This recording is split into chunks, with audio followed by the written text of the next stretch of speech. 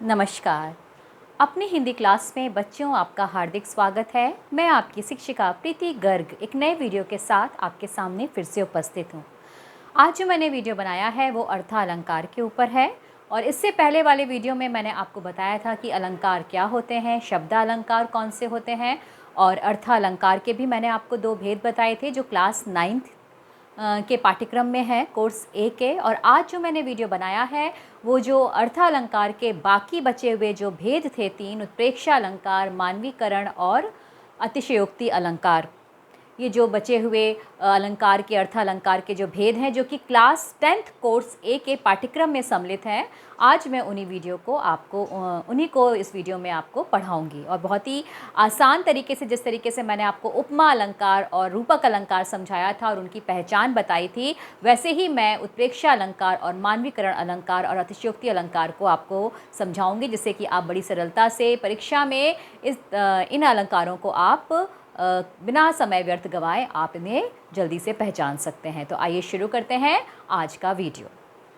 आप देख रहे होंगे बच्चों, अर्थालंकार मैंने ऊपर हेडिंग डाली हुई है और जो उत्प्रेक्षा अलंकार, इसका जो हमारा जो तीसरा अलंकार है अर्थालंकार का, वो है हमारा उत्प्रेक्षा अलंकार। अब उत्प्रेक्षा अलंकार क्या होता है, सबसे पहले तो मैं बता दूं, उत्प्रेक्षा का अर्थ होता है देखने की उत्कट इच्छा।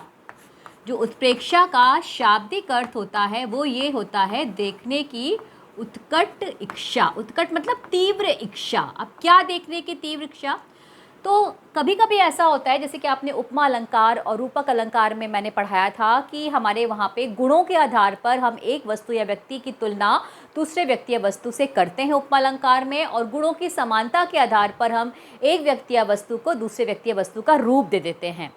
तो यहाँ पर तो उपमा और रूपक अलंकार हमें समझ में आ गया। उत्प्रेक्षा अलंकार में क्या होता है, उत्प्रेक्षा अलंकार में गुणों की समानता के कारण हम उपमेय और उपमान का वर्णन किस प्रकार किया जाता है कि उपमेय और उपमान की समानता के कारण उपमेय में उपमान की संभावना या कल्पना कर ली जाती है। अब ये व्याकरणिक भाषा में परिभाषा थी, इसको मैं थोड़ा आसान शब्दों में आपको बताती हूँ। इसका मतलब ये है कि कवि अपनी कविता की पंक्तियों में कुछ ऐसी चीज का वर्णन करता है जिसकी वो कल्पना कर रहा है, सिर्फ कल्पना करता है, वो सामने प्रकट है नहीं, बल्कि उपमेय यानी कि किसी व्यक्ति या वस्तु का वर्णन करते समय किसी दूसरे चीज की कल्पना करना और उसे फिर अपनी कविता की पंक्तियों में लिखना। तो जब हम किसी चीज़ की कल्पना करते हैं तो हम एक शब्द का प्रयोग करते हैं, मानो। मानो ऐसा हुआ हो, मानो उसने ऐसा किया हो, ऐसा हुआ हो, मानो वह ऐसा हो। तो ये जो मानो शब्द है, बस वही हमारा उत्प्रेक्षा अलंकार की पहचान है, क्योंकि ये मानो शब्द से इंगित होता है कि यहाँ पर किसी चीज़ की कल्पना की गई है। एक व्यक्ति या वस्तु का गुण हमारे सामने है, एक व्यक्ति या वस्तु हमारे सामने है और वो जो जिस परिस्थिति में है, उस परिस्थिति में उस परिस्थिति के गुण के आधार पर हम बोल सकते हैं कि दूसरी चीज़ से उसमें समानता स्थापित की जाती है। यानी कि उपमान हमारे सामने नहीं है, सिर्फ उपमेय है हमारे सामने, और हम उपमेय में उपमान की संभावना को व्यक्त करते हैं, अर्थात उपमेय का वर्णन करते हुए हम उपमान की कल्पना करते हैं। यानी कि एक व्यक्ति या वस्तु का वर्णन करते समय हम दूसरे व्यक्ति या वस्तु की कल्पना करते हैं, उसको हम मानते हैं कि मानो ऐसा हुआ हो। तो हम यहाँ व्याकरणिक भाषा में ये कह सकते हैं कि कविता की पंक्तियों में उपमेय का वर्णन करते समय हमें उपमान की कल्पना की जाती है, या उपमेय में उपमान की संभावना हमें दिखती है कि अगर ये ऐसा है तो मानो उसका कारण ये है। अभी अगर आपको ये चीज़ नहीं स्पष्ट हो पा रही है तो जब मैं उदाहरण के माध्यम से इसको बताऊंगी तब आपको ये मानो शब्द का अर्थ समझ में आएगा। तो सबसे पहले हम पढ़ते हैं, उपमेय और उपमान की समानता के कारण उपमेय में उपमान की संभावना या कल्पना करना उत्प्रेक्षा अलंकार की विशेषता होती है। उपमा में उपमेय और उपमान को समान मान लिया गया था, दोनों चीजें थी हमारे सामने, हमने समान मान लिया। उपमेय में उपमान का रूप दे दिया, उपमेय को उपमान का रूप दे दिया। मैया मैं तो चंद्र खिलौना ले हूँ, श्री कृष्ण चंद्रमा देख रहे हैं और उसके लिए जिद कर रहे हैं, चंद्रमा को खिलौने का रूप दे दिया। लेकिन यहाँ पर उपमेय तो है, लेकिन उपमान की कल्पना की जा रही है। उपमेय में उपमान की संभावना व्यक्त की जा रही है। उपमेय का वर्णन करते समय उपमान की कल्पना करते हुए कविता की पंक्तियों को कवि लिख रहा है। अब हम पढ़ते हैं किस तरीके से। जैसे कि एक यहाँ पर उदाहरण से हम समझते हैं कि उस काल मारे क्रोध के तनु कांपने उनका लगा, मानो हवा के जोर से सोता हुआ सागर जगा। इसका मतलब ये है, इसकी कविता की पंक्तियों का अर्थ ये हुआ कि उस काल मारे क्रोध के तनु कांपने उसका लगा, मतलब किसी व्यक्ति को इतना ज़्यादा उस समय क्रोध में उसका शरीर कांप रहा था, किसी का इतना क्रोध में इतना ज़्यादा शरीर कांप रहा था, ऐसा लग रहा था कि मानो हवा के जोर से सोता हुआ सागर जगा, कि मानो ऐसा लग रहा है कि जो सोता हुआ शांत सागर है, इतनी तेज़ हवा चली कि उस शांत सागर में लहरें उठने लगीं। तो वो जो लहरें उठने का जो लहरें जिस प्रकार उठती हैं शांत सागर में, उसकी कल्पना उसके क्रोध से कर ली गई। किसी व्यक्ति के क्रोध में उसका जितना बुरी तरह शरीर कांप रहा है, उसको देखकर ऐसा लग रहा है कि मानो शांत सागर में लहरें उठ रही हों जोर जोर से, इस तरीके से उसका शरीर कांप रहा है। तो यहाँ पर हमारा उपमेय क्या हुआ? क्रोध में तनु यानी कि शरीर कांपता हुआ जो शरीर है क्रोध में, वो हमारा उपमेय हुआ। उपमान क्या हुआ? उपमान हुआ हमारा सोता हुआ सागर जगा, मानो हवा के जोर से सोता हुआ सागर जगा, यानी कि शांत सागर में जो लहरें उठ रही हैं हवा के चलने से, वो हमारा उपमान हुआ। यानी कि ऊपर वो अवस्था जिसमें क्रोध में शरीर कांपने लगता है, उसकी संभावना कर ली गई है सोते हुए सागर से में लहरें उठने से, अर्थात शांत सागर में लहरें उठने से। और इसीलिए कवि ने इसमें मानो शब्द का प्रयोग किया है। मानो ऐसा लग रहा है कि शांत सागर में जोर से लहरें उठ रही हैं, इस तरीके से क्रोध में उसका शरीर कांप रहा है। तो यहाँ पर इन पंक्तियों में उत्प्रेक्षा अलंकार होगा। ठीक है। अब ऊपर इस पंक्ति से यदि हम ऊपर की परिभाषा को मिलाएं तो वो भी यही कह रही है जो इस पंक्ति का वर्णन कह रहा है कि उपमेय और उपमान की समानता के कारण उपमेय में उपमान की संभावना या कल्पना कर ली जाती है। ठीक है। अब हम आते हैं कि भाई ये थोड़ा सा आपको क्लिष्ट लग रहा है, मुझे समझ में आ रहा है, तो हम कुछ ऐसा आसान सा रास्ता देखें जिससे कि उत्प्रेक्षा अलंकार की पंक्तियां यदि हमें समझ में नहीं आई तो हम उनको आसानी से पहचान ले। तो आप एक बात ध्यान रखिए कि जो पहचान मैंने उपमा अलंकार में बताई थी उसी से मिलती जुलती पहचान आपकी उत्प्रेक्षा अलंकार की भी है। उत्प्रेक्षा अलंकार के जो वाचक शब्द होते हैं जिसके माध्यम से पंक्ति में उत्प्रेक्षा अलंकार को प्रकट किया जाता है, वो हमारे वाचक शब्द होते हैं मानो, मानहु, मनहि, मनु, मनो, जानो, जनहु, जनहि, ज्यों त्यों। यानी कि उत्प्रेक्षा अलंकार की किसी भी पंक्ति में, हर एक पंक्ति में आपको ये वाचक शब्द मिलेंगे ही मिलेंगे, और इन्हीं वाचक शब्दों के माध्यम से हम पहचानते हैं कि पंक्ति में उत्प्रेक्षा अलंकार है। जैसे कि यहाँ पर जो मैंने पहला उदाहरण आपको बताया था कि उस काल मारे क्रोध के तनु कांपने उनका लगा, मानो हवा के जोर से सोता हुआ सागर जगा। तो ये जो मानो शब्द है, अगर आपको इसका व्याख्या, इसका भावार्थ नहीं समझ में आ रहा है तो सिर्फ मानो शब्द से आप पहचान सकते हैं कि यहाँ पर उत्प्रेक्षा अलंकार है। दूसरी पंक्ति में देखते हैं, ले चला साथ में तुझे कनक, ज्यों भिक्षुक लेके स्वर्ण झनक। अब यहाँ पे देखिए, भले ही आपको इस पंक्ति का भावार्थ नहीं समझ में आ रहा है तो कोई दिक्कत वाली बात नहीं है, आपसे वाचक शब्द पे गौर कीजिए। तो यहाँ पर देखिए ज्यों वाचक शब्द आया है जो कि उत्प्रेक्षा अलंकार की पहचान होता है, तो इस पंक्ति में भी आपका उत्प्रेक्षा अलंकार है। तीसरी पंक्ति देखिए, सोहत ओढ़े पीत पट श्याम सलोने गात, मनो नीलमणि शैल पर आतप परियो प्रभात। अब यहाँ पर देखिए मनो वाचक शब्द से हमने पहचान लिया कि इस पंक्ति में उत्प्रेक्षा अलंकार है। कहने का मतलब ये है कि उत्प्रेक्षा अलंकार की हर पंक्ति में ये वाचक शब्द आपको मिलेंगे ही मिलेंगे। इन वाचक शब्दों से ही उत्प्रेक्षा अलंकार को प्रकट किया जाता है किसी भी कविता की पंक्ति में। यदि हम इसकी व्याख्या करें तो इसकी व्याख्या ऐसे होगी कि सोहत ओढ़े पीत पट, यहाँ भगवान श्री कृष्ण के शरीर की सुंदरता का वर्णन किया जा रहा है और उसमें कल्पना की जा रही है कि उनके श्याम सलोने गात, गात मतलब काया, शरीर, श्याम मतलब श्याम वर्णी कृष्ण थे। आप जब भी कृष्ण की फोटो देखें तो आपको नीले रंग का उनकी स्किन दिखाई देगी। तो उस नीले यानी कि श्याम सलोने, सांवले सलोने शरीर पर जो उनके पीले रंग का, पट मतलब वस्त्र, पीत मतलब पीले, कि पीले रंग का जो वस्त्र ओढ़े हुए हैं श्याम सलोने भगवान कृष्ण अपने श्याम सलोने शरीर पर जो पीले रंग का वस्त्र ओढ़े हुए हैं, तो उनको देखकर ऐसा लग रहा है कि मनो नीलमणि शैल पर आतप परियो प्रभात। मनो मतलब मानो, नीलमणि यानी कि नीले मणि वाले शैल पहाड़ पर आतप परियो प्रभात, सूरज उग रहा है, सुबह हो रही है।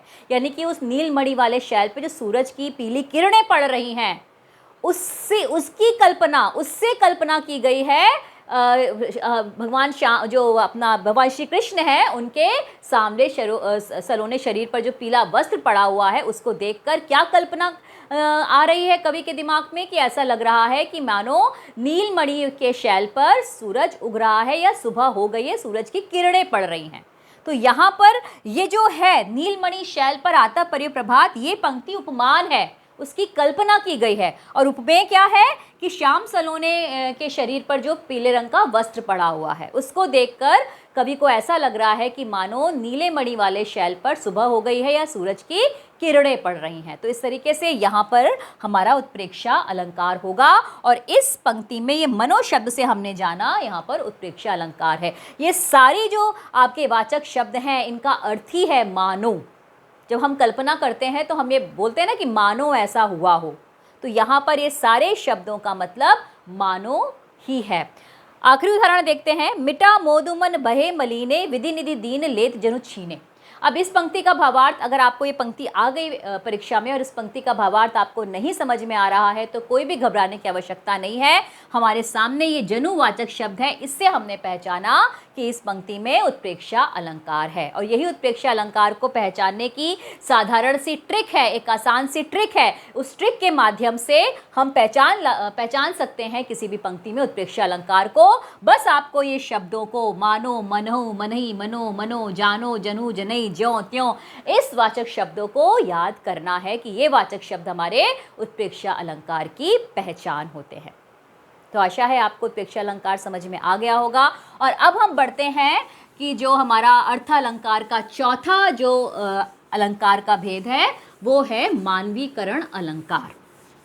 मानवीकरण अलंकार भी उत्प्रेक्षा अलंकार की तरह बहुत आसान है पहचानना। उसको भी हम बहुत ही आसानी से हम पहचान सकते हैं कि किस तरीके से पंक्तियों में मानवीकरण अलंकार होगा। तो आपका ये जो चौथा आपका अलंकार है, वो है अर्थालंकार मानवीकरण।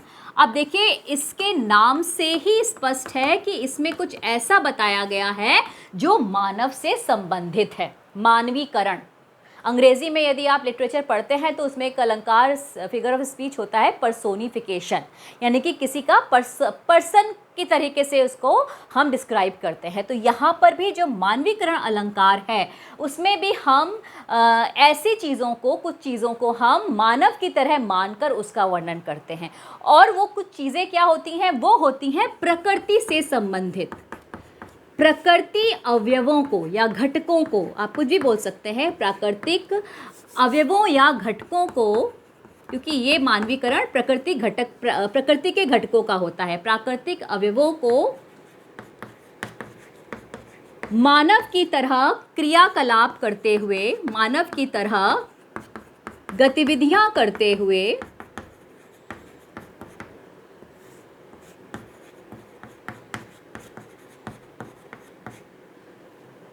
हुए प्रकट किया जाता है या वर्णन किया जाता है, करते हुए वर्णन किया जाता है।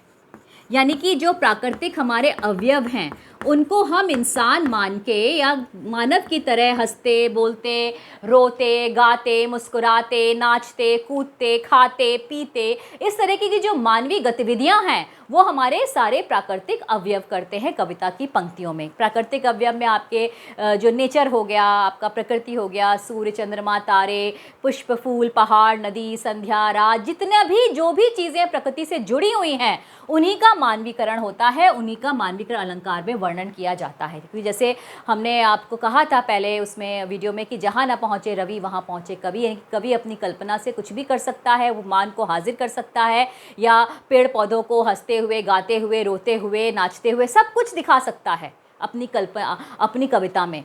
क्योंकि उसके पास छूट है, क्योंकि उसके पास अलंकार हैं। वो मानवीकरण अलंकार का प्रयोग करके प्राकृतिक अवयवों को बिल्कुल मानव की तरह क्रियाकलाप करते हुए अपनी कविता में वर्णन कर सकता है। तो मानवीकरण अलंकार वो होते हैं जहाँ पर प्राकृतिक अवयवों को मानव की तरह गतिविधियाँ करते हुए वर्णन किए, प्राकृतिक अवयवों का मानव की तरह गतिविधियाँ करते हुए वर्णन किया जाता है। अब हम इसको उदाहरण से देखते हैं। उदाहरण मैं लिख रहे हैं, आपका बहुत फेमस है, क्लास 9 की मेघ आए कविता है, उसका कविता है ये। मेघ आए बड़े बंठन के संवर के।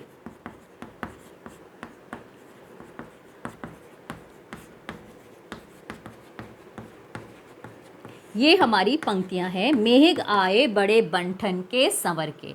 अब देखिए, बड़े बंठन के संवर के कौन आता है? यानी कि हम जब किसी के यहाँ जाते हैं तो हम बड़े बन के, ठन के, संवर के, मेकअप वेकअप करके जाते हैं, तो इंसान जाता है, ठीक है, मानव जाता है। लेकिन इस पंक्ति में कौन जा रहा है या कौन आ रहा है? किसके यहाँ कौन आ रहा है बंठन के संवर के?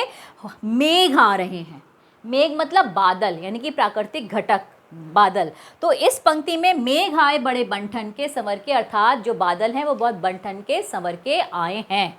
तो यहाँ पर हमारा मानवीकरण अलंकार होगा, क्योंकि यहाँ पर मेघों को मानव की तरह बताया गया है कि जिस तरह इंसान बंठन के संवर के किसी के यहाँ जाता है, उसी तरीके से बादल भी आए हैं या बादल भी कहीं गए हैं। मेघ आए बड़े बंठन के संवर के, ये जो क्लास 9 की कोर्स ए की जो आपकी क्षितिज पुस्तक है उसकी मेघ आए कविता में से पंक्ति ली गई है। और मैं अगर कहूँगी क्लास 9th, आप तो क्लास 10th में है, आपने क्लास 9th की जो कविताएं पढ़ी हैं, मेघ आए कविता, वो पूरी की पूरी मानवीकरण अलंकार, उत्प्रेक्षा अलंकार से भरी हुई है।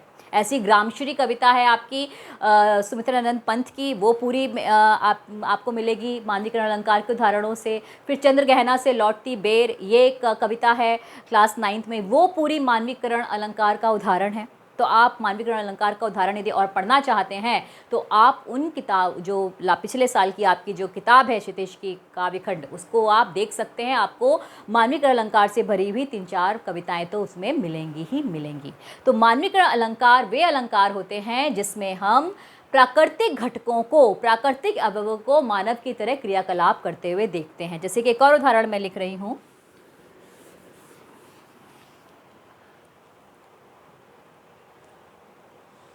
पेड़ झुके झांकने लगे, पेड़ झुक झांकने लगे गर्दन उचकाए।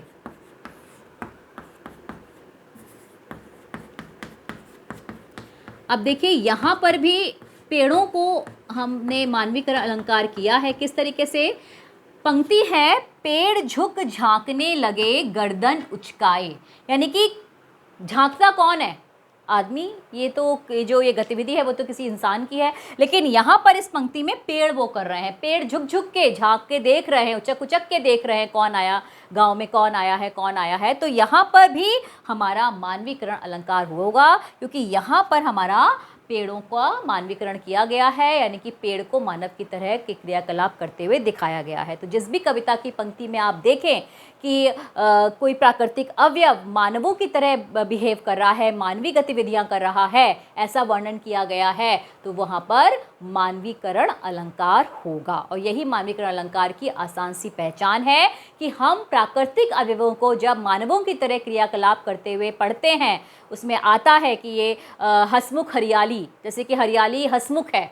अब हसमुख हरियाली, हसमुख तो इंसान का गुण होता है, लेकिन यहाँ पे हरियाली को हसमुख कहा गया है, तो वहाँ पे भी आपका मानवीकरण अलंकार होगा। इठलाती सी सरसों, सरसों आई इठलाती हुई, सरसों की फसल का मानवीकरण किया गया है। जिस प्रकार से एक लड़की, अल्हड़ लड़की इठलाते हुए आती है, वैसे खेतों में जो सरसों की फसल है वो भी इठला रही है, यानी कि सरसों की फसल का यहाँ पे मानवीकरण किया गया है। तो यहाँ पे मानवीकरण अलंकार में हम प्राकृतिक अवयवों का मानव की तरह गतिविधियाँ करते हुए देखते हैं। और सिर्फ मानवीकरण अलंकार आपको प्राकृतिक अवयवों में ही मिलेगा, कि जिस भी पंक्ति में आप ऐसा देखें कि किसी प्राकृतिक चीज़ का वर्णन इस तरीके से किया गया है कि वो इंसान की तरह कुछ गतिविधि कर रही है, तो वहाँ पर मानवीकरण अलंकार होगा।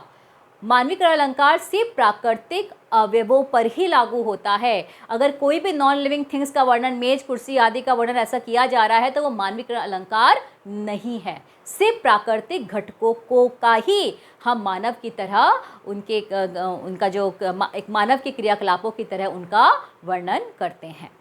तो आशा है आपको मानवीकरण अलंकार भी बहुत आसानी से समझ में आ गया होगा कि किस प्रकार हम किसी भी पंक्ति में मानवीकरण अलंकार को पहचानते हैं। अब हमारे सामने जो लास्ट है अलंकार वो है अतिशयोक्ति अलंकार।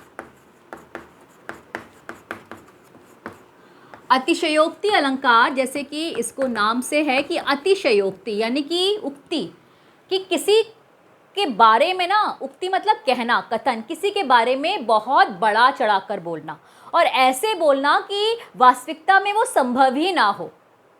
क्योंकि कवि अपनी कविता को सुंदर बनाने के लिए कुछ ऐसी बातें भी बोलता है जो वास्तविकता से जिसका कोई लेना देना नहीं होता, लेकिन उसको तो अपनी कविता में उस चीज़ का उपमेय का वर्णन करना है तो वो तो कैसे भी करेगा अलंकारों का प्रयोग करके। तो यहाँ पर जो अतिशयोक्ति अलंकार है वो हमारा ऐसा अलंकार है जिसमें उपमेय का वर्णन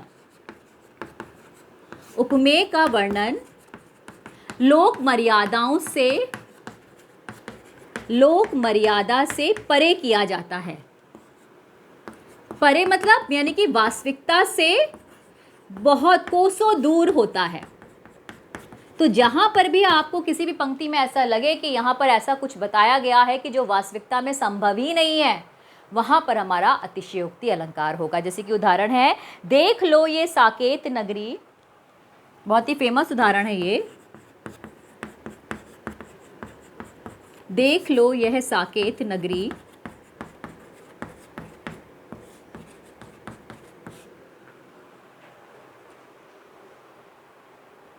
स्वर्ग से मिलने गगन में जा रही।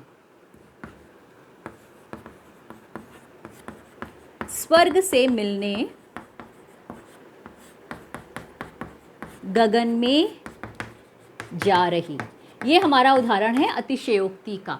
अब देखिए यहाँ पर क्या बोला गया है, किस तरीके से हमने देखा कि अतिशयोक्ति अलंकार है। देख लो यह साकेत नगरी, स्वर्ग से मिलने गगन में जा रही।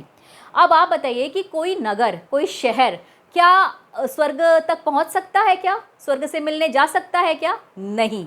लेकिन यहाँ पर कवि ने तो भेज दिया है अपने अतिशयोक्ति अलंकार का प्रयोग करके कि यहाँ पर साकेत नाम की जो नगरी है वो स्वर्ग से मिलने गगन में जा रही है। अर्थात साकेत नगरी में जो अट्टालिकाएं हैं यानी कि इमारतें हैं, मीनारें हैं, उनकी ऊंचाई का वर्णन किया है। यहाँ पर उनकी ऊंचाई का वर्णन इस तरीके से किया गया है कि उसको वो बोलना चाह रहा है कि साकेत नगरी में इतनी ऊंची ऊंची अट्टालिकाएं हैं, इमारतें हैं, उनको देखकर ऐसा लग रहा है कि वो स्वर्ग से मिलने जा रही हैं, अर्थात स्वर्ग तक पहुँच रही हैं। यानी कि साकेत नगरी की जो अट्टालिकाओं की ऊंचाइयाँ हैं उनको देखकर उनका वर्णन इस तरीके से कवि कर रहा है कि देख लो यह साकेत नगरी मिलने स्वर्ग से मिलने गगन में जा रही। तो यहाँ साकेत नगरी की जो अट्टालिकाओं की ऊंचाइयाँ है, भव्यता है साकेत नगरी की, उसका वर्णन उन्होंने इस तरीके से किया है कि उसको स्वर्ग से मिलते हुए जाता हुआ बताया है। तो इस तरीके से उपमेय का वर्णन लोक मर्यादा से परे किया जाता है, यानी कि वास्तविकता से बिल्कुल हटकर किया जाता है। वास्तविकता में ऐसा संभव नहीं होता और वो ही अगर ऐसा वर्णन आपको मिलता है किसी पंक्ति में तो वो हमारा अतिशयोक्ति अलंकार होगा। एक और उदाहरण में हम देखते हैं, हनुमान की पूंछ में, आपने सुना होगा ये, हनुमान की पूंछ में लगन न पाई आग, लंका सगरी जल गई, गए निशाचर भाग।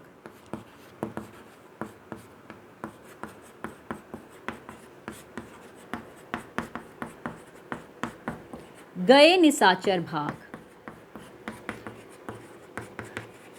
अब यहाँ पर इस पंक्ति में आपको क्या है, हनुमान जी का जो भय था लंका वासियों में, उसका उन्होंने अतिशयोक्ति अलंकार का प्रयोग करके वर्णन किया है कि जो राक्षस थे हनुमान जी के भय से इतने आक्रांत थे, इतने भयक्रांत थे कि हनुमान जी की पूंछ में अभी पूरी तरीके से आग भी नहीं लग पाई थी कि उससे पहले ही लंका सगरी जल गई, यानी कि लंका जल गई और सारे डर के मारे सारे राक्षस भाग गए। तो हनुमान जी का जो भय था, हनुमान जी की विशालता का जो भय था राक्षसों में, उसका इस तरीके से अतिशयोक्ति अलंकार लगाकर प्रयोग किया गया है कि हनुमान की पूंछ में अभी पूरी तरीके से आग भी नहीं लग पाई थी और उससे पहले ही लंका जल गई और सारे राक्षस भाग गए।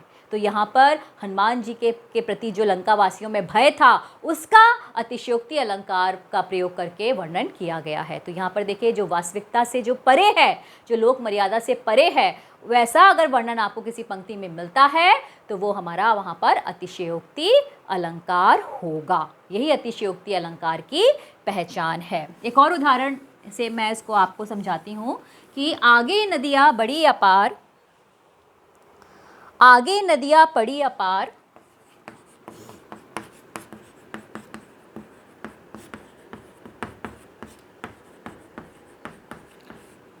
आगे नदियाँ पड़ी अपार, घोड़ा कैसे उतरे पार,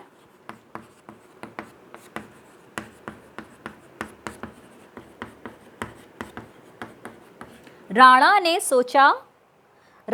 सोचा इस पार,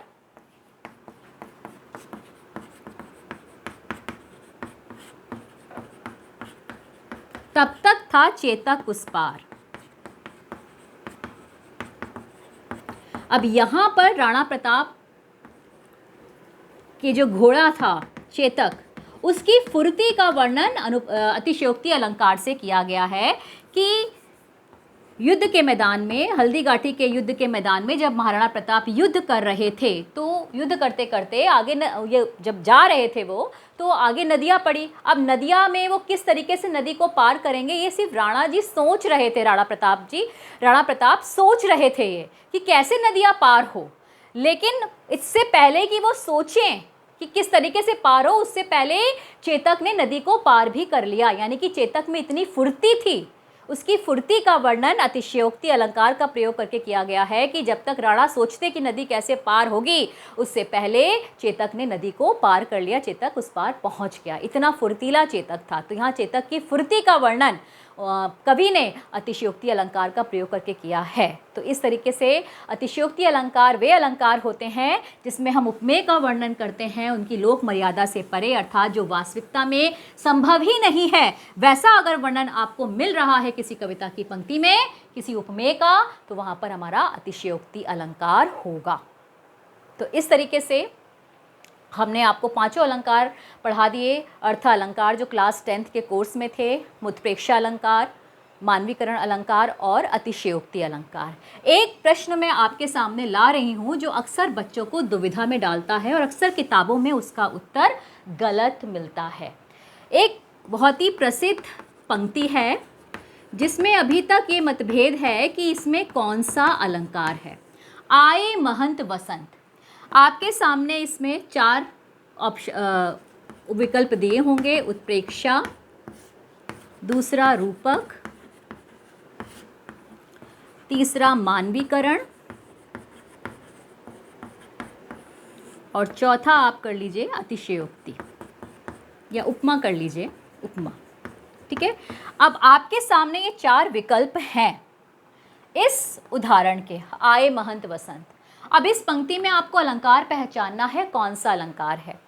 आए महंत वसंत यानी कि इसमें महंत भी हैं और वसंत भी हैं। अब कंफ्यूजन होता है विद्यार्थियों को कि इसमें शायद वसंत के बारे में वर्णन किया जा रहा है कि वसंत को महंत के बारे में ऐसे बोल रहे हैं, जैसे कि हमने मानवीकरण अलंकार पढ़ा कि जिसमें प्राकृतिक घटकों को मानव की तरह मान के वर्णन किया जाता है। तो यहाँ पर वसंत का वर्णन है, उनको महंत की तरह माना जा रहा है, महंत का रूप दिया गया है, महंत की तरह उसको देखा जा रहा है। तो यहाँ पर ये मानवीकरण अलंकार होगा और अक्सर किताबों में इसका उत्तर मानवीकरण होता है।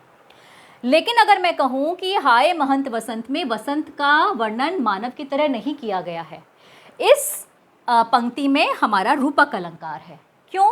क्योंकि यहाँ पर महंत को वसंत का रूप दिया गया है। महंत मतलब महान ऋषि, महान आत्मा, पुण्य आत्मा, महान ऋषि मुनि। अब इसका वर्णन ऐसे होगा कि आए महंत वसंत, यानी कि जिस प्रकार वसंत ऋतु के आने पर चारों ओर हरियाली, खुशियाँ, रौनक छा जाती है उस ऋतु के आने से, उसी प्रकार जब महंत आते हैं तब भी चारों ओर कल्याण और सुख की वर्षा होने लगती है। जिस प्रकार वसंत ऋतु में लोग खुश होते हैं, वैसे ही महंत के आने पर भी लोगों में खुशी की लहर दौड़ जाती है, चारों ओर सुख छा जाता है। तो इस तरीके से यहाँ पर वर्णन महंत का है। तो उपमेय यहाँ पे महंत है, वसंत नहीं है। यहाँ पर उपमेय को ये वसंत उपमान है, उसका रूप दिया गया है। क्योंकि गुणों में समानता है। वसंत के आने पर भी खुशी होती है और महंत के आने पर भी खुशी होती है। तो जो खुशी और सुख का जो ये गुण है, उसकी समानता के आधार पर यहाँ महंत को वसंत का रूप दिया गया है, न कि वसंत को महंत की तरह मानकर वर्णन किया गया है। तो इस पंक्ति में रूपक अलंकार ही होगा, मानवीकरण अलंकार इस पंक्ति में नहीं होगा। अगर मानवीकरण अलंकार आप लिख देते हैं तो उस पंक्ति के व्याख्या के अनुसार वो गलत होगा, और अक्सर किताबों में इसका उदाहरण मानवीकरण ही दिया गया है, या कुछ कुछ किताबों में मानवीकरण और रूपक दोनों दे दिया गया है कि मानवीकरण भी है, रूपक भी है। लेकिन यदि परीक्षा में ये पंक्ति आती है और 4 विकल्प दिए गए होते तो आपको किसको टिक लगाना है? आपको रूपक पे टिक लगाना है, क्योंकि ये पंक्ति रूपक अलंकार की है, क्योंकि इसमें महंत को वसंत का रूप दिया गया है। तो आशा है इस तरीके की जो पंक्ति जो आप में भ्रम पैदा करती हैं, उसको आप किस तरीके से उसकी व्याख्या से आप देख लेंगे कि भाई इसमें किस तरह का अलंकार है, जिससे कि आपकी परीक्षा में कोई गलती ना हो। तो आशा है कि आपको मेरा ये जो एक्सप्लेनेशन है अलंकारों का वो समझ में आया होगा। आसानी से आपने सारे अलंकारों को पहचान लिया होगा, समझ लिया होगा, और आप परीक्षा में अब किसी प्रकार की कोई गलती नहीं करेंगे। तो मैं आपसे कहना चाहूँगी कि मैं ऑनलाइन हिंदी कोचिंग भी पढ़ाती हूँ। क्लास 9 to 12 का CBSE कोर्स मैं लेती हूँ ऑनलाइन। अगर आप मुझसे पढ़ने के लिए इच्छुक हैं तो डिस्क्रिप्शन में मेरा ईमेल आईडी है, आप मुझे मेल करके मुझसे कांटेक्ट कर सकते हैं। और अपने मेरे अगले वीडियो के लिए आप तैयार रहिए, और तब तक अपनी हिंदी पढ़ते रहिए और खुश रहिए। Thank you.